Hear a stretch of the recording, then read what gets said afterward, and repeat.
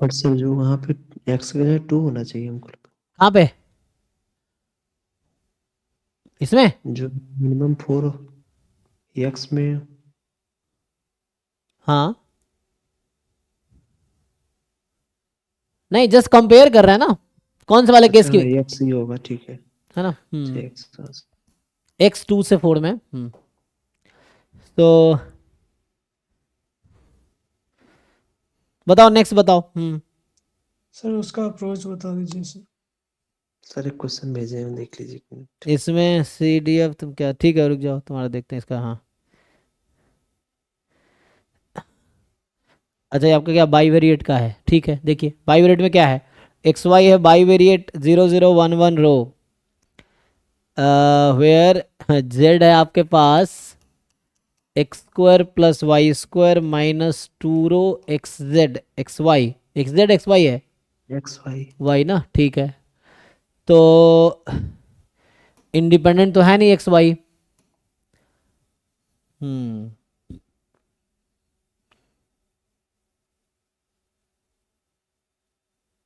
तो डिस्ट्रीब्यूशन इसमें एमजीएफ, क्योंकि तो रो है ना, तो रो है तो क्वेश्चन ये है कि क्या ये इंडिपेंडेंट है, इंडिपेंडेंट तो नहीं है, तो ये एक्स माइनस, अच्छा ये पीडीएफ टाइप का नहीं लग रहा आपको, एक्स माइनस 0/1 का स्क्वायर, मतलब ऐसे जो लिखते हैं उसमें पावर टाइप का जो होता है। तो अच्छा, ये क्या कहना चाह रहा है,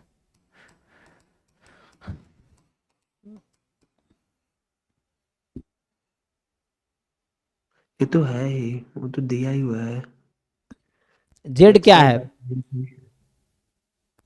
नहीं वो तो ठीक है, तो मैं पूछ रहा हूँ कि अच्छा जैसे हाँ, इसको ब्रेक कर सकते हैं। ये जो है ये तो कहीं ना कहीं क्या होता है, बाईवेरिएट का पीडीएफ क्या होता है जो आपने दिया है, ई 1/2 पाई सिग्मा 1 सिग्मा 2। 2 पाई। 2 पाई सिग्मा 1 सिग्मा 2 हाँ, √1 माइनस रो स्क्वायर। ई की पावर, ये ई की पावर वो भी होता है ना माइनस आगे। 1/2 एक मिनट, रो भी होता है। तो यहाँ से ये इंटू ई की पावर, हाँ, -1/2 1 minus rho square. Into this, ये है। अच्छा तो ये है आपका पीडीएफ, किसका पीडीएफ है एक्स वाई के ज्वाइंट एक्स वाई। पीडीएफ है ये चीज़ है। तो जो ये जेड हमें लिख के दिया है ये कहीं ना कहीं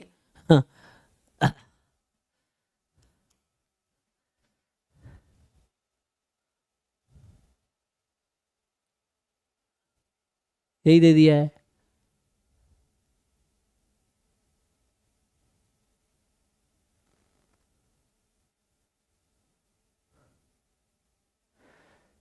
क्योंकि एक्स वाई इंडिपेंडेंट है नहीं, ये तीनों इंडिपेंडेंट तो नहीं है ना, तो इंडिपेंडेंट होता तो हम उससे कर पाते, अगर वैसा होता तो है ना, अगर एक्स वाई जेड अगर ब्रेक तीनों, कर देते हैं आराम हाँ, से। तो वो हम ब्रेक करते फिर डिस्ट्रीब्यूशन अलग अलग निकाल लेते। बट ये इंडिपेंडेंट नहीं है तो ये अप्रोच तो काम करेगा नहीं, तो बचता है जो अप्रोच वो डेफिनेशन। तो डेफिनेशन से जाते हैं, कोई दिक्कत नहीं है। आप अगर डेफिनेशन से जाएंगे तो क्या होगा कि आप निकालिए एम जेड क्या है, एम जेड टी क्या बनेगा, ई की पावर टी जेड इंटू वही, अच्छा पीडीएफ ऑफ जेड तो हमें पता ही नहीं है, सो ट्रांसफॉर्मेशन से ज्वाइंट से निकाल सकते हैं। एक्स वाई का ज्वाइंट पीडीएफ मुझे पता है। यहाँ तो एक्स वाई का ज्वाइंट डिस्ट्रीब्यूशन यूज कर सकते हैं ना, बाइवेरिएट का। उससे तो जा ही सकते हैं। ये जो है हमारे जो पास, रुकिए अभी ऐसे लिख देते हैं, जो बेसिकली एक्स बेटर वाई का ही फंक्शन है। बेटर रहेगा ऐसा लिख देते हैं ना, ई की पावर टी जेड है ना। तो हाँ, क्योंकि जेड का पीडीएफ निकालने के बजाय, सही कह रहे हैं आप, तो टी उससे डाल देंगे ना। हाँ X square plus Y square 2 rho X Y कर देते हैं। तो अब ये 2 वेरिएबल का फंक्शन हो गया एक्स वाई का, है ना। तो उसके अकॉर्डिंग फिर ये ऐसा कुछ आ जाएगा, तो ये फिर सोचना पड़ेगा क्या होगा, इंटू वाई। अब joint PDF of X Y जो था वो वही अब इंटीग्रेट करना पड़ेगा। अभी सॉल्व करना था। तो ई जो है ई की पावर वाला टर्म कॉमन आ जाएगा, तो इसको वापस कन्वर्ट कर लीजिए बाई वेरिएट में। अच्छा हम ऐसा कर सकते हैं E of Y given X करके, ओके ये भी तो अप्रोच होता है, हाँ। तो अगर हम पोलर से कर सकते हैं ना इसको आगे, हम्म पोलर कोऑर्डिनेट से। पोलर से कर लो, उसमें क्या है, मतलब मेन इंटीग्रेट करना है, इंटीग्रेशन है, अब उसमें कुछ है नहीं, अब है कि इंटीग्रेशन सॉल्व करो, एक्सप्रेशन तो यही है। अब इसमें जो ये पीडीएफ हमने लिखा था अभी, तो ये पीडीएफ जो है वही है कि 1/2 पाई √(1 - ρ²) ई की पावर -1/2 1 - ρ² है। एंड सो नाउ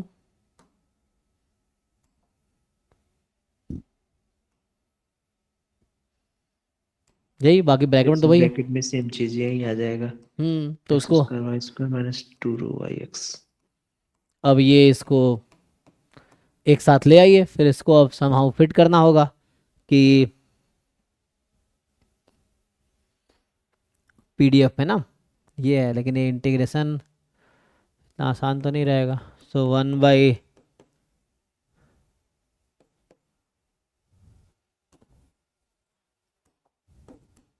को बाहर भी रख सकते हैं ना, इसको तो बाहर भी रख सकते थे। नहीं, दूसरा अप्रोच है, एक दूसरा तरीका भी है, उसको देखते हैं करके। सो 1 - दिस, अब ये ई की पावर सम हो जाएगा ना, मतलब t - 1/2 ऐसा कुछ आ गया।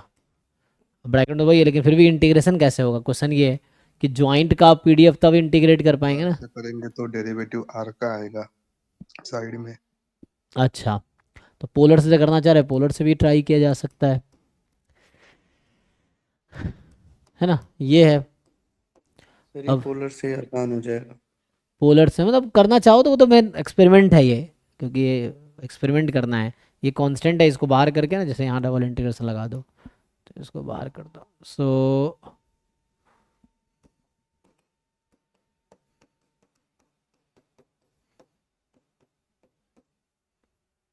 ये है। सो नाउ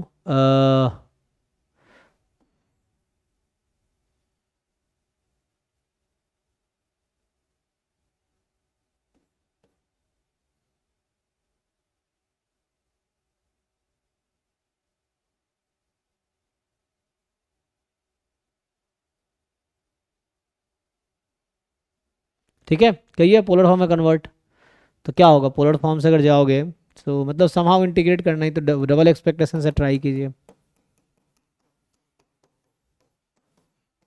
ये तो कांस्टेंट है,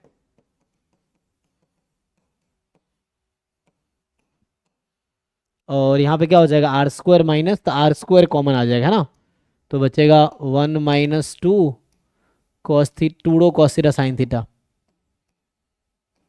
1 - ρ sin 2। हाँ मतलब वही, हाँ साइन, सही बात है। तो इसको r² बाहर कर दिया हमने, तो sin 2 थीटा, ठीक है। एंड यहाँ पे रहेगा r dr d थीटा, तो r d थीटा, और r की वैल्यू 0 से इन्फिनिटी, थीटा 0 से 2 पाई। अब यहाँ r dr d थीटा है, तो कहीं ना कहीं हम r² वाले टर्म को t मान सकते हैं, है ना, ये चीज़ है। तो हम लोग t इसको, क्योंकि r² का डेरिवेटिव तो अवेलेबल है ना यहाँ पे, तो उसको t मान लेंगे, एंड देन e की पावर t समथिंग आ जाएगी। ये तो पहले से रखा हुआ है, कुछ और मानना पड़ेगा ना। मतलब वही कुछ नया ले लो, मतलब t in the sense u ले लो आप। सो u मान लो चाहो तो अभी के लिए, है ना। तो जैसे यहाँ पे मान लीजिए अगर मैं r² को u मान लूँ, सो du2r तो यहाँ से आ जाएगा r du/2 हो जाएगा, तो ये du/2 d थीटा, और फिर रहेगा e की पावर, इसको भी मान लो भी k है फॉर एग्जांपल, क्योंकि इसको मतलब तो हाँ ये नहीं रख सकते ना, ये तो थीटा में रहेगा, ये तो अभी कांस्टेंट ही है हमारे लिए, क्योंकि यहाँ वेरिएबल तो r और थीटा ही है। तो इसको k बोल देता हूँ अभी के लिए, या वैसे रखना है तो रखिए, u × 1 - ये तो कांस्टेंट दोनों वही है। जैसे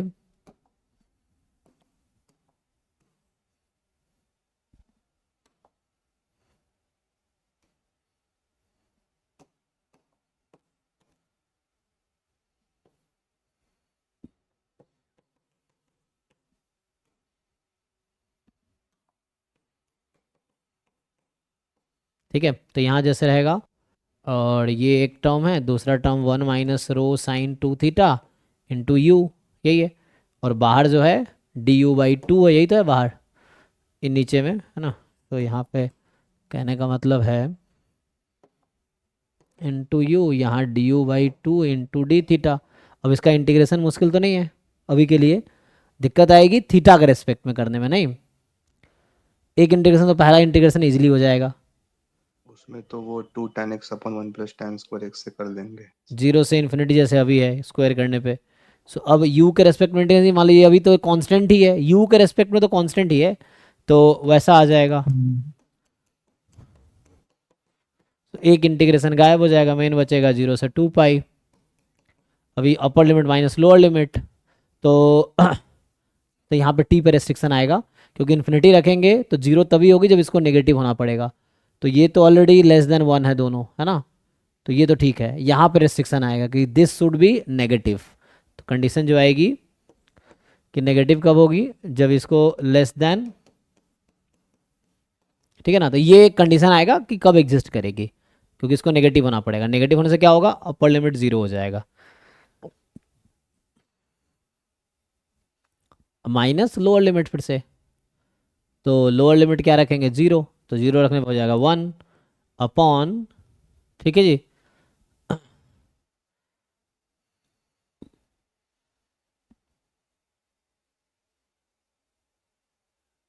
और ये चूंकि ये नेगेटिव है इसलिए माइनस आ रहा है, कोई दिक्कत नहीं है। तो यहाँ होगा t माइनस 1, क्योंकि नेगेटिव होना चाहिए एग्जिस्टेंस। अगर आप लेंगे t मोर देन दिस तो इन्फिनिटी आएगी mgf, तो यहाँ से आ गया। सो 1 minus rho square into 1 minus rho sine theta. अब बचता है डी यू डी थीटा, ये 2 इधर ले आओ, एक 2 यहाँ 4 कर दीजिए। अब आपको सिर्फ थीटा के रेस्पेक्ट में दिखा, थीटा कितनी जगह दिख रहा है आपको, सिर्फ एक जगह है। सो अभी आप इसको भी अब बाहर निकाल सकते हैं, तो कांस्टेंट हो गया ना, तो ये बाहर आ जाएगा। तो हमें बस इसको इंटीग्रेट करना है। और इस तरह क्लास 12th में इंटीग्रेशन था ना, जिसको बता रहा है कि साइन टू थीटा बराबर 2 tan theta upon 1 plus tan square theta. तो कीजिए फिर 1 प्लस tan स्क्वायर थीटा को भी मान लीजिए, फिर उससे आ जाएगा। 12th में इस तरह के बहुत सारे क्वेश्चन थे। अगर आपसे पूछूं कि हाउ टू इंटीग्रेट, ये तो कांस्टेंट है, इसको बाहर ले आओ, इधर ले आओ आप, तो बचाइए। और इस तरह क्वेश्चन क्लास 12th में बहुत सारे था। 1 प्लस साइन थीटा का इंटीग्रेशन क्या है, 1 प्लस कॉस थीटा क्या है, 1 माइनस 2 साइन थीटा क्या है, तो वही तो है ये 1 माइनस रो साइन थीटा। तो क्लास 12th में इस तरह के बहुत सारे इंटीग्रेशन है क्वेश्चन है। अगर आप ये कर पाएंगे तो ये भी कर पाएंगे, ये है। सो मतलब मेन कैलकुलेशन है, ये प्रूफ टाइप का हो गया। थोड़ा देखना पड़ेगा ना, क्योंकि हाँ दोनों 0 हो जाएगा। एंगल को थोड़ा देखना पड़ेगा ना, वरना दोनों 0 आ जाएगा लिमिट।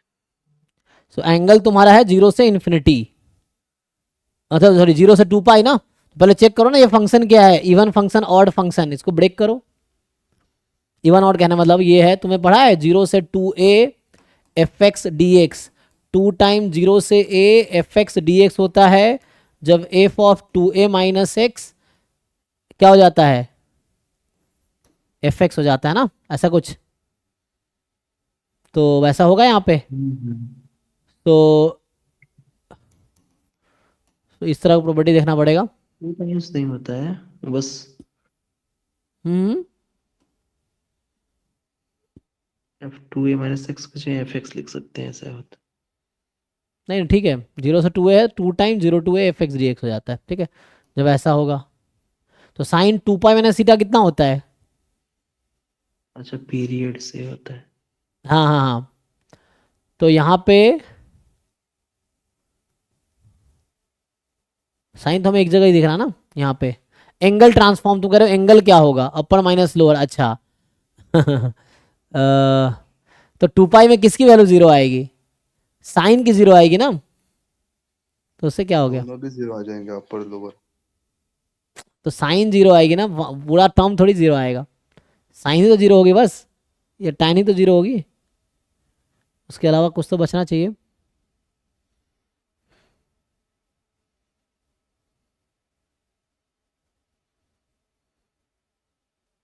तो 0 to π/2 लेके 4 टाइम्स मल्टीप्लाई किया था। हाँ वो देखो अगर उसको वो बनता है तो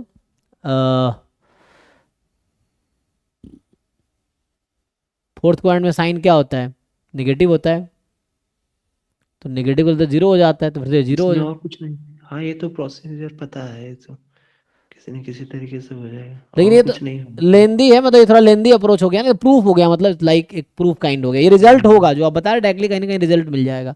दूसरा तरीका ये है कि आप इससे कीजिए, हमें क्या चाहिए था, एक्सपेक्टेशन ऑफ ई की power T X square plus Y square 2 rho X Y, यही चाहिए ना।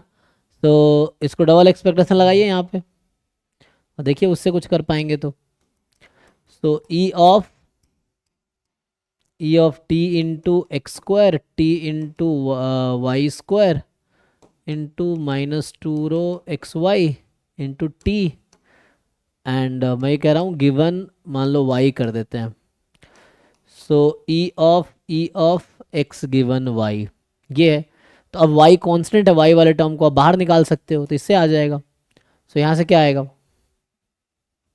बाहर इन द सेंस पहले एक्सपेक्टेशन के बाहर, तो ये टर्म को बाहर निकाल लो, तो ई की पावर टी वाई स्क्वायर बाहर हो गया, और यहाँ भी ये कांस्टेंट की तरह ट्रीट करेगा, तो ये अभी है ई ऑफ, अभी के लिए आपके पास ई टी वाई स्क्वायर नहीं एक्स है, तो ये T X square -2 rho X Y, Y तो कांस्टेंट है। तो अगर x कॉमन लोगे तो यहाँ M G F directly use कर सकते हैं, x तो इंडिपेंडेंट नहीं है एक्स वाई से ना, x से इंडिपेंडेंट थोड़ी यहाँ पे, तो इसको अलग अलग कर तब कर पाते हैं हम जब इंडिपेंडेंट होता, कि इसका एक्सपेक्टेशन अलग इसका अलग, तो ऐसा तो नहीं कर पाएंगे अभी, बस y कांस्टेंट है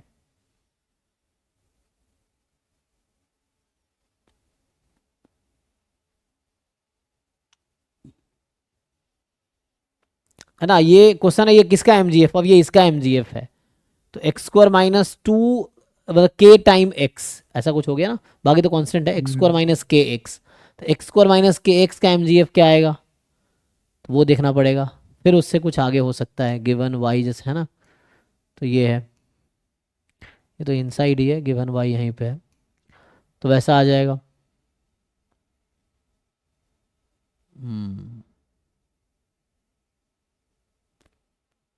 पता नहीं, इसका देखना पड़ेगा, कोई रिजल्ट होगा जो कि आइडिया तो नहीं है, उसको देखना पड़ेगा, सब वही इंटीग्रेशन सॉल्व कीजिए, तो ये कोई थ्योरम वोरम होगा जिसका आंसर मिल